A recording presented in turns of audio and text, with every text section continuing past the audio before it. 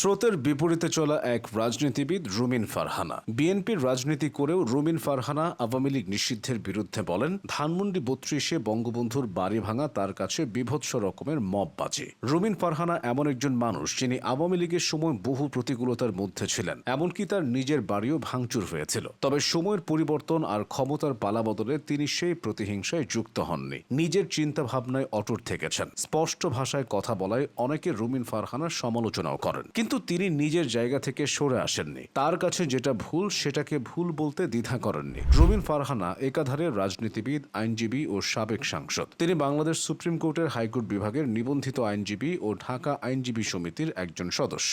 রুমিন ফারহানার বাবা অলি আহাদ ছিলেন এদেশের একজন প্রথিতযশা ও আদর্শবান রাজনীতিক। ভাষা আন্দোলনে তার গুরুত্বপূর্ণ ভূমিকা ছিল। বাবার ইন্তেকালের পর সেই শূন্যস্থান পূরণ করতেই রাজনীতিতে এসেছেন রুমিন ফারহানা। তবে এই পথটা একেবারে সহজ ছিল না। রাজনীতিতে আসার ক্ষেত্রে তার সবচেয়ে বড় অনুপ্রেরণা ছিল খালেদা জিয়া। রুমিন ফারহানার বাবা অলি আহাদ যখন অসুস্থ, তখন খালেদা জিয়া তাদের বাসায় গেছেন, তার বাবার খোঁজ খবর নিতেন। ২০১২ সালের ২০ অক্টোবর তার বাবা যেদিন ইন্তেকাল করেন, সেদিন সকালের ফ্লাইটে খালেদা জিয়া চীন থেকে এসেছিলেন। দীর্ঘ ফ্লাইটের পর শরীরে ক্লান্তি থাকলেও বেগম জিয়া বাসায় গিয়ে বিশ্রাম নেননি। তিনি এয়ারপোর্ট থেকে সরাসরি হাসপাতালে গিয়েছিলেন। এরপর সেখানে রুমিন ফারহানাকে সান্ত্বনা দিয়ে মাথায় হাত বুলিয়ে দিয়েছিলেন। রুমিন ফারহানার ভাষ্যমতে, বেগম জিয়া যখন তার মাথায় হাত দিয়ে সান্ত্বনা জানিয়েছিলেন, তখন তার প্রতি একটা ঋণ তৈরি হয়ে যায়। তারপর থেকে তিনি সর্বস্ব দিয়ে চেষ্টা করেছেন সেই ঋণ পরিশোধের। তার বাবার বিদায়ের ১ বছর পর বেগম জিয়া একরকম না জানিয়েই তাকে ফরেন অ্যাফেয়ার্স টিমের মেম্বার করেন। ওই টিমের মেম্বারদের অনেকে ছিলেন তার বাবার বন্ধু।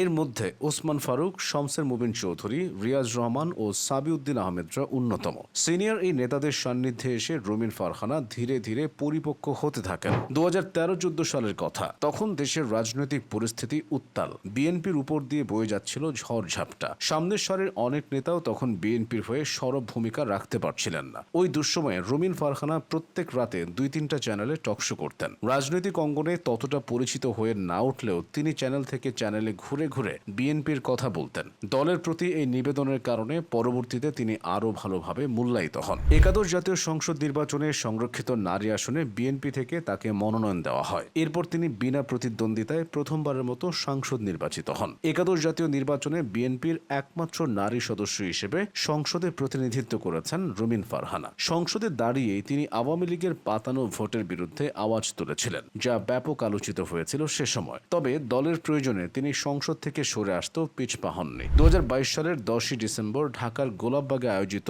বিএনপির গণসমাবেশে তিনি সংসদ থেকে পদত্যাগের ঘোষণা দিয়েছিলেন। রুমিন ফারহানা ১৯৮১ সালের ১৯ আগস্ট ব্রাহ্মণবাড়িয়ার বিজয়নগর উপজেলার ইসলামপুরে জন্মগ্রহণ করেন। ছোটবেলা থেকেই বিএনপির রাজনীতির প্রতি তার একটা আগ্রহ ছিল। রাজনৈতিক দীক্ষাও পেয়েছিলেন পরিবারের থেকে। তিনি হলিক্রস স্কুল থেকে মাধ্যমিক এবং ভিকারুন্নিসা নূন স্কুল অ্যান্ড কলেজ থেকে উচ্চ মাধ্যমিক পাশ করেন। উচ্চ মাধ্যমিকের পর তিনি লন্ডন বিশ্ববিদ্যালয় থেকে আইন বিভাগে তার স্নাতক সম্পন্ন করেন এবং যুক্তরাজ্যের লিঙ্কনস ইন থেকে ব্যারিস্টার ডিগ্রি অর্জন করেন। রাজনীতিতে আসলেও আইন পেশায় এখনও বেশ ভালোভাবে যুক্ত আছেন রুমিন ফারহানা। পাশাপাশি লেখালেখি ও টকশোতেও রয়েছে তার সরব উপস্থিতি। সব মিলিয়ে রুমিন ফারহানা হয়ে উঠেছেন দেশের আলোচিত নারী রাজনীতিকদের একজন।